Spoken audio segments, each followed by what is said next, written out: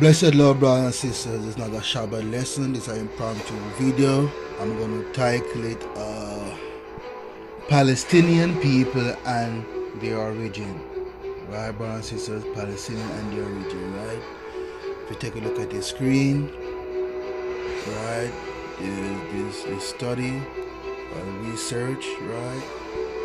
Yes, brothers and sisters, you can find this information about to give to you right now, right? It's on the screen. Take a moment to look at it. Alright, brothers and sisters, so let's continue. Take a look at the screen. You will see short communication and abstract, right, from the very website I showed you just now, right? The abstract, the ABO blood group and the RH factor were determined for 1308 Palestinian, 1008 Palestinian subject living in the northern part of the West Bank using anti-A, anti-B, anti-D, Sora, right?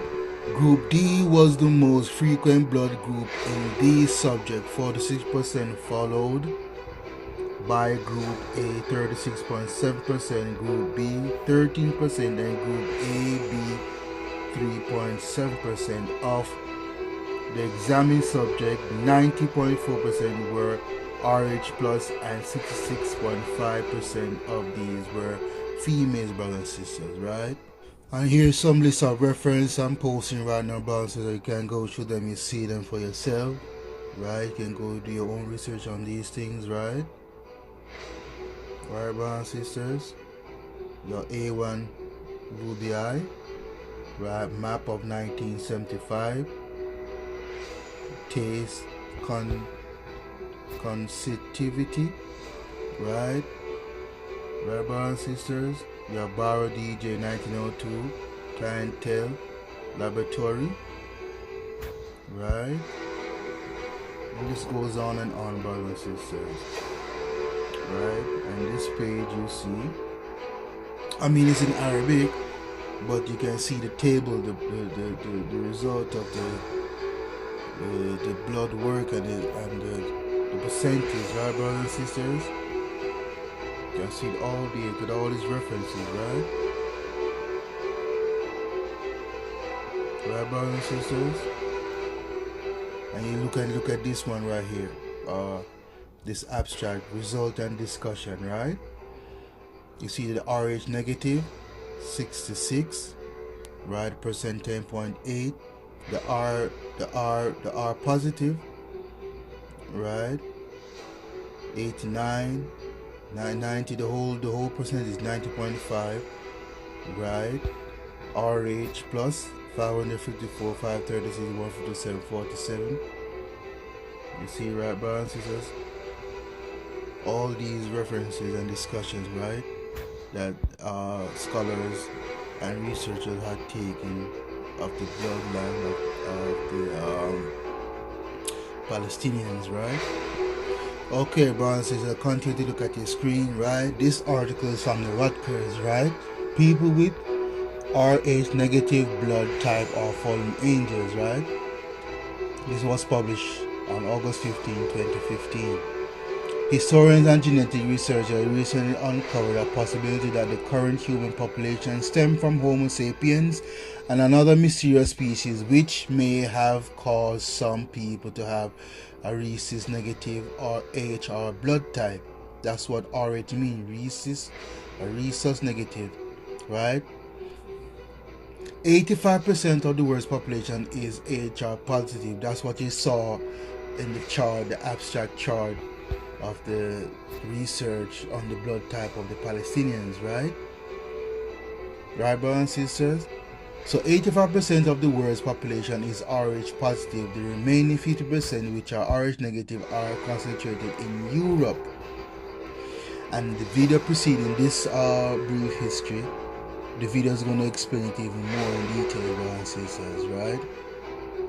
So all these, like I said before in my videos, the land of Benjamin and so forth and so forth, brothers and sisters, they are fighting over land that is not theirs. So one is occupying land that is not theirs, those thieves Israeli, right?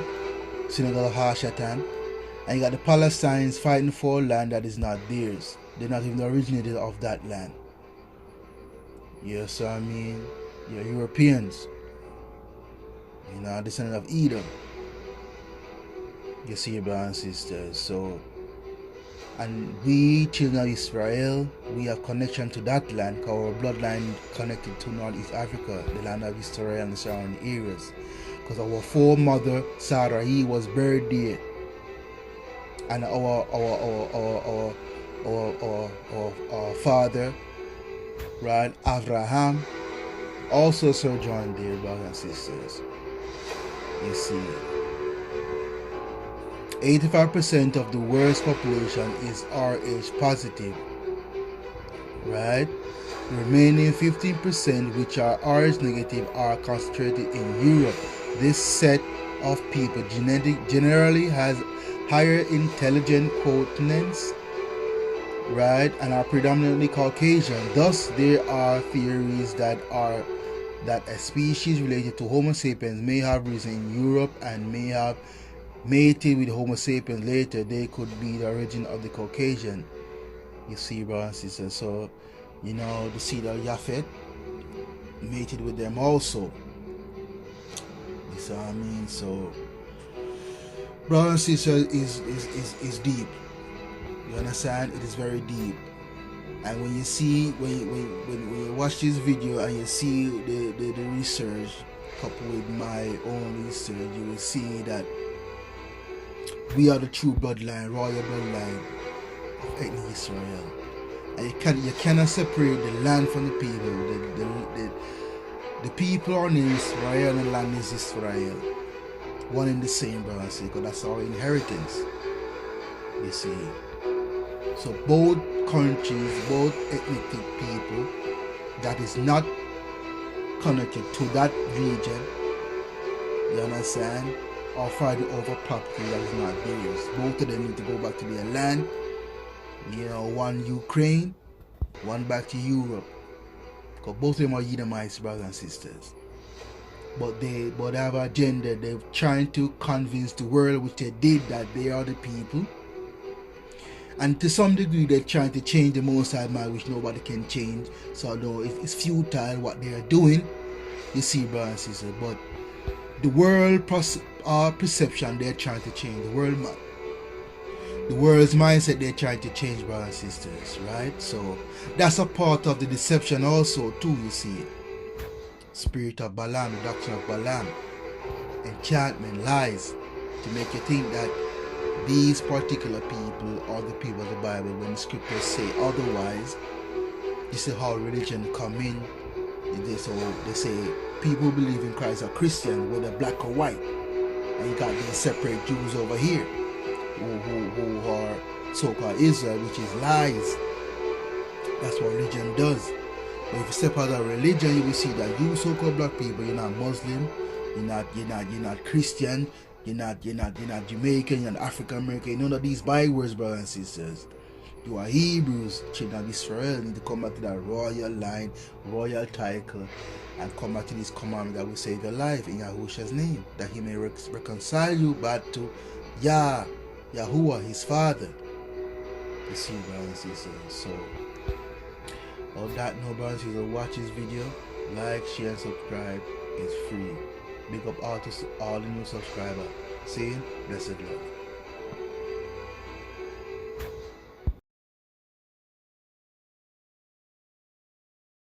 So guys, today I would like to talk about an extremely important discovery in the city of Ashkelon. Just to give you an idea, Ashkelon is located just outside of the Gaza Strip, north to the Gaza Strip. Here on Google Maps you can see exactly where it is located.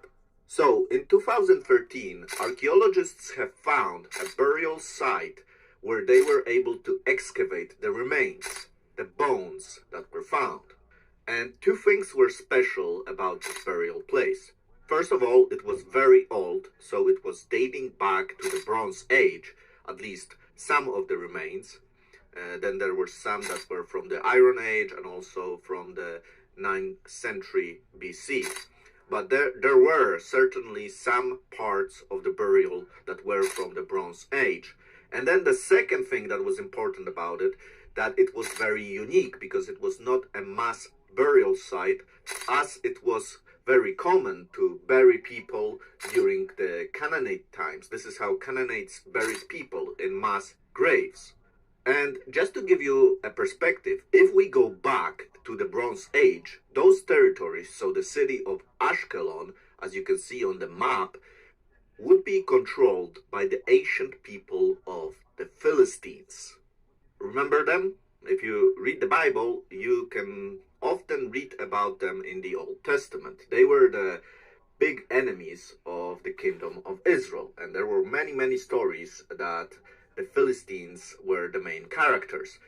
Probably my favorite story is the story of Samson, as he killed 1,000 Philistines with a jaw of a donkey.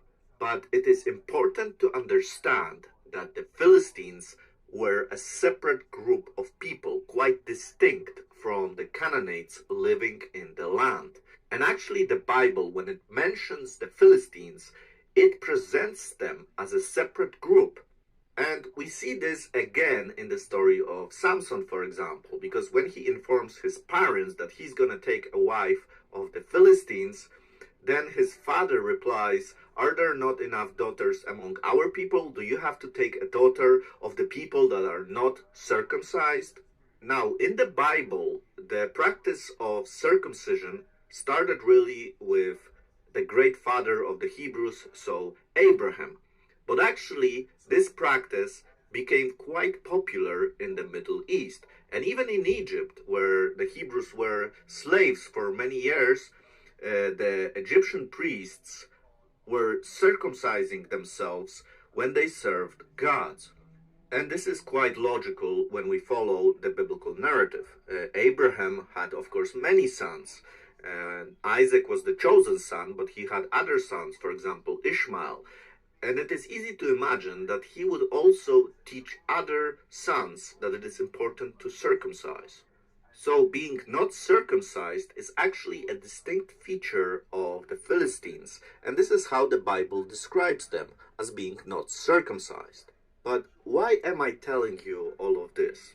Well, I am telling you all of this because currently there are many misconceptions, many misunderstandings as to the origins of the Palestinians and who are they exactly. And there are many different ideas.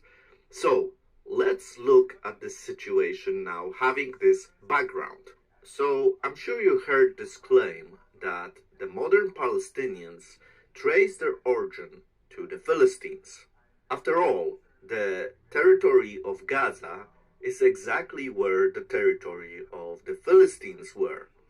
And also the name Philistine and Palestinian sounds pretty similar. So first, let's talk about the name. Palestine, Palestinians, where those names come from. Well, to trace the name, we actually have to go back to the Roman Empire times. And in the 1st and 2nd century AD, there were two Jewish revolts against the Roman Empire that had a tremendous impact on the shape of the region in the following years. After the Romans crushed the Jewish rebellions, Emperor Hadrian decided that the name of the region will be changed. It will change from Judea to Syria Palestina. Why that name? Well, the best guess is that Hadrian wanted to punish the Jewish people, and he named the region after the most famous enemies of the Hebrew people, so the Philistines. And this is where probably we get the name Palestine from. Now, because the Roman Empire was such an influential entity, the name Palestine stuck quite well. But it was not always called this region, Palestine, after the Roman rule. And actually, during the Arab rule of the region, it could have not been called Palestine because in Arabic there is no letter P that is used. So it would be very illogical to use a name that you can't pronounce in your language. And it must be said that there never was a kingdom or a country called Palestine. No, this region was always part of some kind of empire, like the Roman Empire, like the Ottoman Empire. And on these territories, you actually had peoples of many different ethnic backgrounds living together. And this, of course, includes many, many Jews. Why we know this? Because we had the Crusaders who came to the Holy Land, and actually they slaughtered a lot of the Jewish population of the Holy Land. And I want to stress here strongly that the name Palestine did not refer to the actual people that lived in the land when it was created by Hadrian, because by that time the Philistines were long gone and there was no Philistines living in the land of Israel at that time.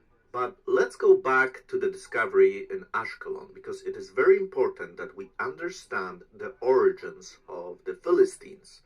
As we already mentioned, they were often described as being distinct in the Bible, being uncircumcised, which was uncommon by that time in the Holy Land. So the bones of the skeletons found in Ashkelon were actually tested using DNA tests. And what they found is that the DNA sampled from the early Iron Age burials had a European genetic component that set the people apart from the local Bronze Age Canaanite population. So the Philistines' DNA was very different from the DNA of the people that lived in the land of Israel. So the Philistines were not related genetically to the people living in the land, which is reinforced by the descriptions in the Bible, which describes the Philistines as being separate, different from the people living in the land.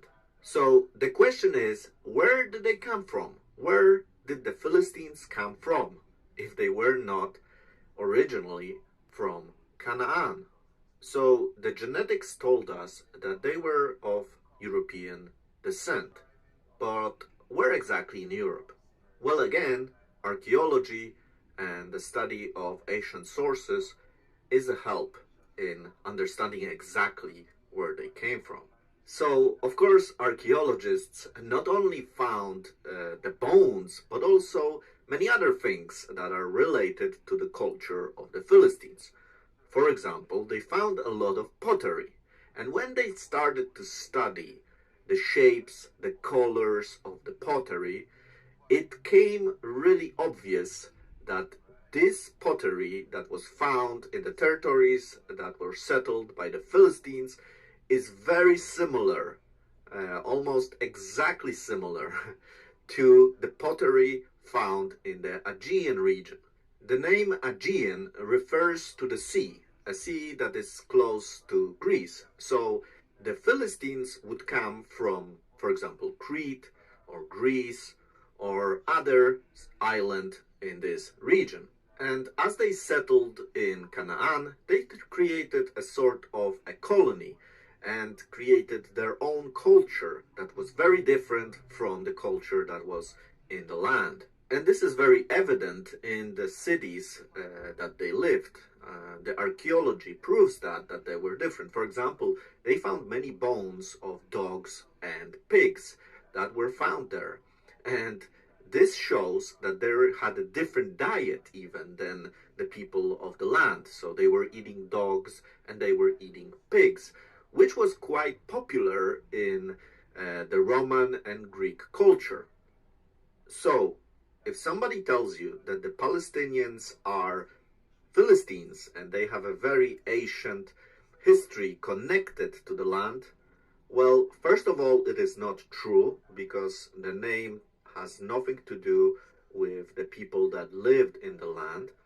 And second of all, even if it was true, then that would mean that the Palestinians would have to go back, if they want to go to their homeland, somewhere in the Aegean region. Besides, they did DNA tests of the Palestinians, and it came about that it's a very diverse group, and it's not very homogeneous. So they come from different parts of the world. And this really is supported by the history. If you study the history of this land, that many peoples were brought to this land from distant lands, then they lived here, then they emigrated, and because of this, the genotype of the Palestinians is so diverse.